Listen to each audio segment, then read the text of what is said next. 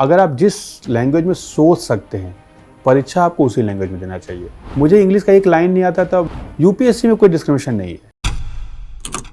अभी हम लैंग्वेज की बात कर रहे हैं तो यूपीएससी की परीक्षा में भी एक बहुत बड़ा सवाल होता है, क्योंकि बहुत लोग जो हिंदी मीडियम से आते हैं वो परीक्षा देते हैं, तो एक ये क्वेश्चन रहता है कि किस मीडियम से हम एग्ज़ाम लिखें, हिंदी या इंग्लिश, क्योंकि ऐसा माना जाता है कि इंग्लिश मीडियम को ज़्यादा प्रेफरेंसेस मिलती है या फिर जो भी उनका ऐसा परसेप्शन होता है। तो लैंग्वेज कितना इंपॉर्टेंट है इस एग्ज़ाम में, और मतलब जो भी एस्पिरेंट्स हैं उन्हें किस लैंग्वेज को चूज़ करना चाहिए अकॉर्डिंग टू यू?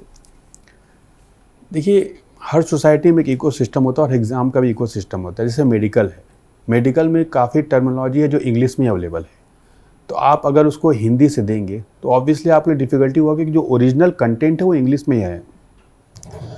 पिछले कुछ सालों में ये चीज़ कंटेंट को लेकर काम हुआ है। मैं खुद भारत सरकार के शिक्षा मंत्रालय में हूँ, तो यहाँ मल्टीलिंगुअल पर और हर भारतीय भाषा को बढ़ाने पर काम हुआ है। लेकिन पहले ये सच्चाई थी, मैंने भी जब परीक्षा दिया था, तो अगर आप 89 आईएएस सेलेक्ट हुए थे तो आउट ऑफ 89 हिंदी मीडियम से 7 ही 8 थे।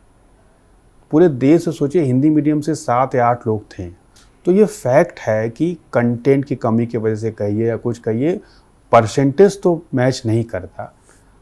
और मुझे लगता है कि फिर भी मुझे पता था कि ये परसेंटेज है कि जो आउट ऑफ जो आईएएस ऑफिसर उस समय थे उसमें से लगभग 10% या 12% ही होते जो हिंदी मीडियम के होते, बाकी डिफरेंट मॉडल के होते हैं।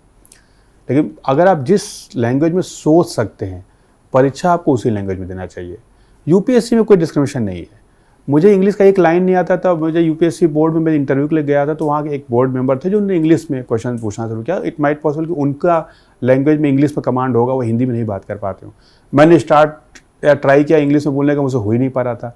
तो जो बोर्ड की चेयरपर्सन थी, उन्होंने बहुत ही शालीनता से बोला कि तुम हिंदी में जवाब दो, मैं इनको समझाती हूँ इंग्लिश में। तो यूपीएससी में ऐसा कुछ नहीं है, लेकिन जिस लैंग्वेज में आप सोच सकें उसी लैंग्वेज में आपको यूपीएससी की तैयारी करना चाहिए, क्योंकि आप सोच कर कन्वर्ट करने का टाइम आपको यूपीएससी में नहीं मिलेगा। क्योंकि 3 घंटे में आपको जितने चीज़ें लिखनी हैं, आप एज इट जो सोच रहे हैं आप उसको यूज कर सकते हैं।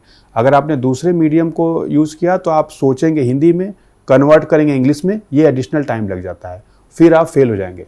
तो आपको ये समझना चाहिए कि आप किस भाषा में सोचते हैं, वो आपके माइंड में किस भाषा में आता है, उसके बाद यू कैन चूज। अगर आपका कंटेंट अच्छा है तो बिल्कुल कोई इशू नहीं है इसमें। जी बिल्कुल। इसी एग्जाम में एक और क्वेश्चन आता है ऑप्शनल सब्जेक्ट का, कि हम ऑप्शनल क्या चूज़ करें, क्योंकि बहुत ऐसे लोग होते हैं जिनके काफ़ी अटेम्प्ट्स ही इसमें निकल जाते हैं कि हम ऑप्शनल क्या सब्जेक्ट लें। आपका भी, मैंने जब आपके बारे में पढ़ी थी तो आप मैथ्स बैकग्राउंड से थे, बट आपने ऑप्शनल सब्जेक्ट हिस्ट्री ली थी। तो ऑप्शनल सब्जेक्ट को लेकर अगर एस्पिरेंट्स को आपको कुछ गाइड करना हो तो वो क्या होगा? मैंने तो ऑप्शनल सब्जेक्ट ऐसे सोच समझ के लिया नहीं था।